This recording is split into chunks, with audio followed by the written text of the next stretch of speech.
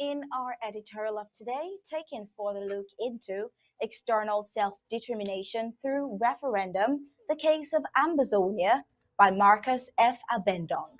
Psychoanalysis of the protagonist. Before we get into the depths of this reflection, it is important that one understands the mindset of the adversary, the colonial totalitarian regime in Yaoundé. Yaoundé's forte is information management and more precisely information economy, misinformation, disinformation, and manipulation. The less citizens know, the more the regime is able to survive. This explains the long and interminable periods of presidential silence and the refusal of state officials to address issues of public concern. Nobody will hold them accountable for what they did not commit themselves to. When one understands this logic, then one should be wary of sudden leakages of what is supposed to be sensitive information from the regime. Regimes like this decide what they send out. The writer was not impressed when recently otherwise sensitive information was leaked out to the public about Yaoundé's supposed acknowledgement of its inability to win the armed conflict in the southern Cameroon's Amazonia. It did not take the writer too long to conclude that the said message in the mind of the leakers was intended to mislead Amazonians. We already know that Yaoundé cannot win this conflict, and Yaoundé knows that we know this. Who benefits from this acknowledgement then? The answer to this question is found in the additional leak. If Yaoundé cannot win, what is it doing to solve the conflict off the battlefield? The leaker let it be known that Yaoundé was working hard at solving the problem off the battlefield. Does any Amazonian doubt what the regime is up to in this regard? How can the same Yaoundé that is multiplying barracks on the territory acknowledge defeat? We know that Yaoundé is working hard to buy off Amazonia's military commanders on the ground and corrupting and misleading gullible leaders in the diaspora. The result of this hard work is palpable at home and abroad for all to see. Several commanders have been deceived to think they can take over the struggle supposedly because they are the ones fighting and dying. Many pseudo-leaders in the diaspora have fallen cheaply to their egos, deceived to believe that they are the only persons with the competence to free their homeland. Their academic credentials and charisma are often quoted to them, only until they fall into these political booby traps and find out how empty they are do they come to the true knowledge of themselves. Well, for most of them, pride will not allow them to concede, acknowledge their wrongs, and return to the fold. Unfortunately, the writer has seen how Amazonian social media spaces are awash with posts celebrating Yaoundé's capitulation. Far from it. Yaoundé, in their logic, hopes that a few commanders still fighting on the territory upon getting these fake information leaks will join the others supposedly to give Yaoundé time to finalize preparations for negotiations. In the meantime, the regime is increasing her troops' presence on the territory, multiplying barracks and hemming in gullible Amazonian fighters. How can anybody see this and believe that Yaoundé is contemplating anything but war?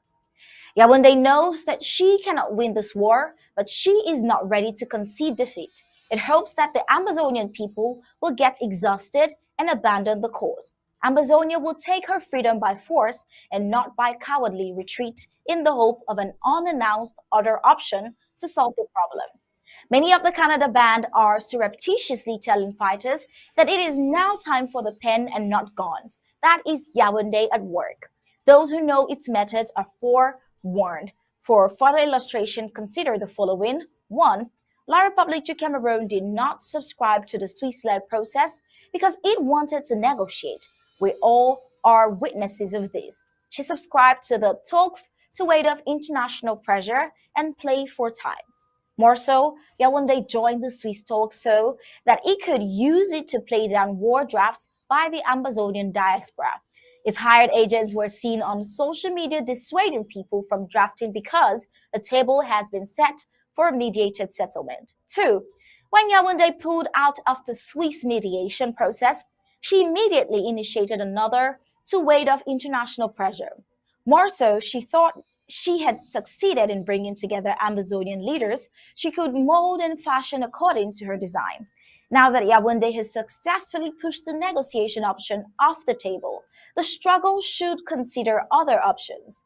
Having gone in and out of Yaoundé's psyche, let us now tackle the issue of the day: referendum or plebiscite or none. Available tools to the United Nations, it is always important to bear in mind how the Southern Cameroons fell into such an unfortunate past, that the present problem is the outcome of the United Nations' incomplete or mishandling of the territory decolonization process. Cognizant of this, it makes absolute sense to suppose that the United Nations, an organization run by a binding charter, covenants, and treaties, would on its own volition right the wrong it committed. If the UN had, we would not be here today debating which tool is appropriate and which is not. Since we are here already, we may as well look into the subject in depth. The various binding instruments of law at the disposal of the United Nations aside, there are various options and active tools the international community can use to decide the future of the people of the Southern Cameroons. The first, not in order of merit, is for the matter to be raised on the floor of the United Nations General Assembly.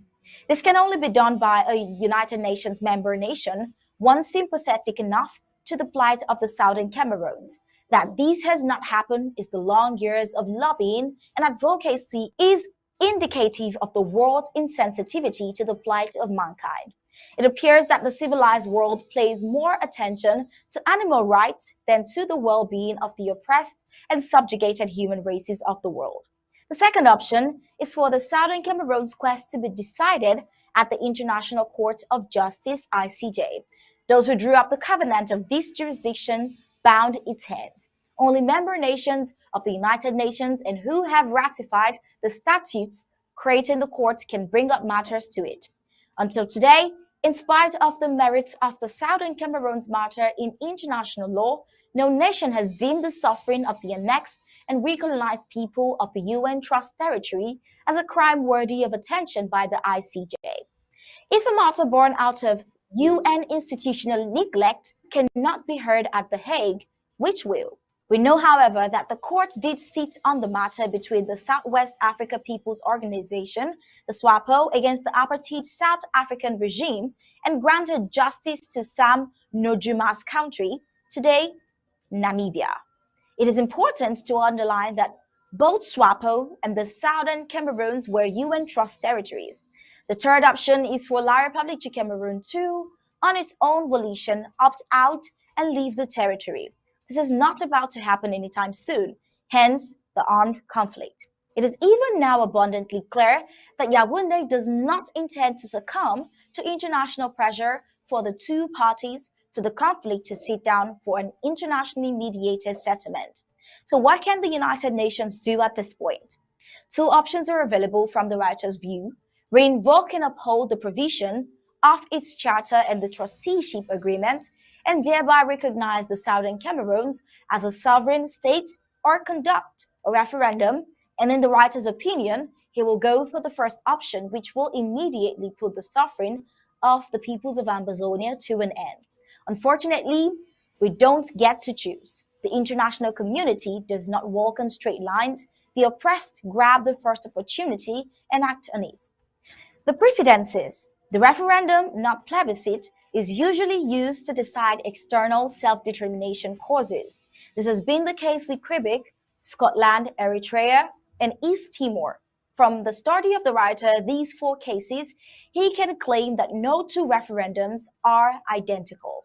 Certain considerations come into play to determine how the exercise is carried out in each case. Foremost among these considerations is the democratic culture. In the cases of Quebec and Scotland, the people themselves have been allowed to conduct their referendums with oversight from the center only. The democratic culture in these countries and territories is very high. Even then, measures are put in place to guard against the central government having their way through unfair means. All systems are run by human beings after all. It can be argued that these examples are Western and that neither Quebec nor Scotland were UN Trust territories, that the first is a conquered territory, and the second willingly signed a treaty to form a stronger kingdom/state with England and Wales.